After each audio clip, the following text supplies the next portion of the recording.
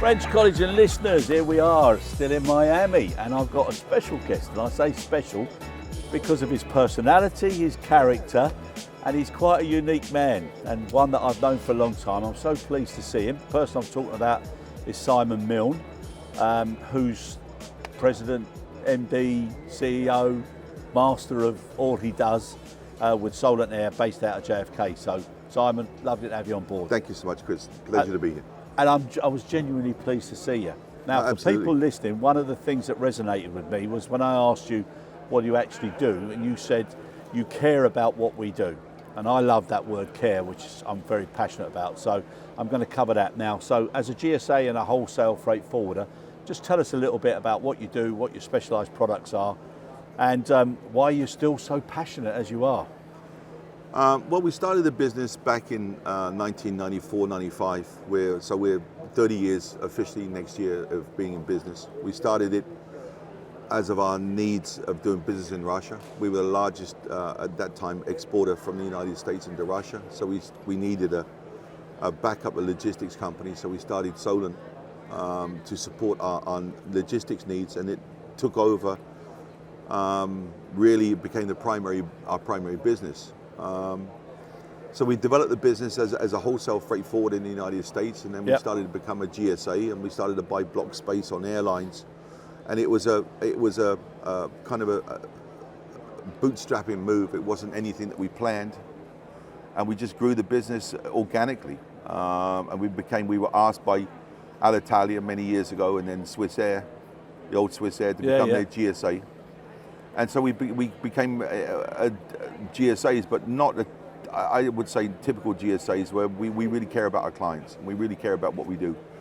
So we developed a whole business now where we're a GHA in South America for various airlines. Nice. One of them being Qatar, and we actually are one of their top quality companies in the world. Actually, we're number 1, number 2 ranked in their quality assessments. So we're GHA for airlines like Qatar, we're GSA for airlines like Emirates and Korean Airlines, a lot Polish, Swiss. And we've grown the business really to a decent size. We're still growing the business. Yeah. And we love what we do. We have a great team. All of our team are very passionate. They've grown up in the business from Martin Air and KLM days. So we have a great provenance, a team of employees which really love what they do. We don't have any turnover in the company, and we have consistency. We love consistency and quality is what we do. That's what people need these days, isn't it? It's consistency, not perfection. Yes. And but I love the fact that you keep saying about you care. What do you think is the formula or the dynamic that's unusual or different? What differentiates you from anybody else? Without putting any slant on anybody else. But what's that magic ingredient? We treat all of our employees like a family. We don't have turnover in our company. That our oldest employees are 27 years with the company. Our youngest employees are 10 years with the company, and we don't have turnover. And we really treat our employees like a family. When we lose contracts, we don't fire people. We keep them, and we will find other ways to employ them. It's difficult for us to fire people. I've never fired a person in my life. That's nice. That's nice. I could imagine you having the capability to do so. I don't want to. It's difficult to fire people because you've grown up with them and you know their family, and you have responsibilities. You've got to take care of their families and your employees. No, that's a lovely thing, and that's the different side to you. When I see you socially, you know what I mean? We do have a good bit of banter, which I love. I love it. And also with John Gemmell and Peter Farantelli, I was talking to them and they were winding me up about the Olympics and the gold medals and things like that. So it's great to still have that humour and crack. Yes. Now, specialised products. What are the products? What are the specialised products that you're... We're a big mover of fresh cut flowers out of South America, which is an obvious one, and fresh fruits and fish. We also do a lot of hatching eggs. We're one of the largest movers of hatching eggs for the United States, with probably number 2 in the USA. Yeah. And day-old chicks. We move a lot of day-old chicks, a lot of live animals, which is something we don't really advertise very much because it's a very specialized business. It's not something which a large company, corporate can do. It's more of a personal business. You have to take it very personally, and you have to be available 24/7. Yeah, I think that's a huge thing now with in the business now, there's a lot of pressures now on productivity, and as you said, there's lots of mergers, and people are, they're growing their business in that way. But I still believe people practices performance. If you do right by people and you care by them, you've got every right to expect that they're going to care about the customers and the business, and it just reaps rewards. You hope so. Oh, no, I think definitely. Now, as far as you're concerned, what do you think are the challenges that are about to face us in 2025? Whether it be politically biased or just what's going on in the world. I think that we're going to see. Obviously, there's a big demand for freighter products right now. We have actually a very prolific charter department as well, where we do a lot of charters. It's capacity, but I think that we will see. We'll see. I believe the end of e-commerce going by air. I think that's going to move to ocean. You're going to see a lot of it.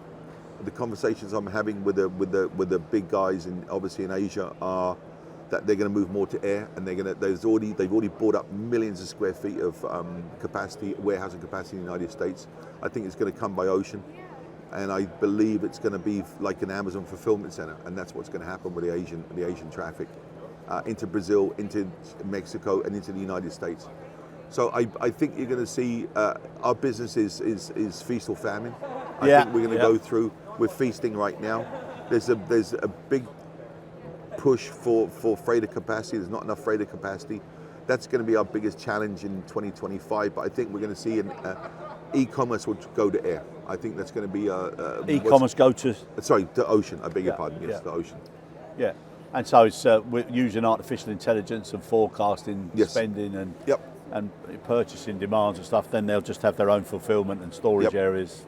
Like an Amazon model, and I think everybody's going to look at the Amazon model, and even Amazon right now, we've heard are going to be chasing the Temu and Shine model, but I think that Shine and Temu are going to go to the Amazon model, and I think you're going to see it, and that will be the biggest change in our industry in 25. Yeah, I think it's going to see the end of it. I can remember when I was in Saudi, and there was a very low return rate because everything was cash. But now with this reverse logistics, and if you look at it, and if you look at people's habits, you'd say you can categorise the type of purchaser, and some of them really abuse it. 6 pairs of shoes, return 5, different colours, suits, return 2. I mean, that's a huge problem or an opportunity. It's both. It's an opportunity for the logistics company to do the returns, and it's an issue with the Amazons of the world or the Temus of the world of the returns. Even to the point where some companies in the United States now, basically, if you return goods, they basically say donate it to your local charity. They didn't want it back. It doesn't make sense. So obviously, in high-priced goods, it makes sense to return it. On low-cost goods, they're not going to be returned. Yeah. And we see that. And a lot of the goods coming out of Asia are very low cost. Exactly. And then they're bundled as well. Yes. Yep. And how are you seeing that as far as the customs regulations and tariffs? I think it's a big problem for customs, and they're still having the issues right now. And there's been a big pushback, even for Belgian customs, Brazilian customs. Now we're hearing Mexican customs. We're hearing rumblings of them clamping down. I think the U.S. government's going to come in. I think with this new president coming in, he's going to really try to curtail Chinese imports. Yeah, and it's only going to be at the cost of the consumer. Yeah. I was looking at a program, and they were working out how much extra it's going to cost the average household. So when people make a decision which looks logical for certain reasons, then the impact. They don't realise the impact until it's too late. Yeah. And what about opportunities? What's laying out there in front of you now? What would you or what would you like to do that you haven't done yet? Well, we've operated 747 freighters in the past on a yearly basis. We had a 747 running in South America.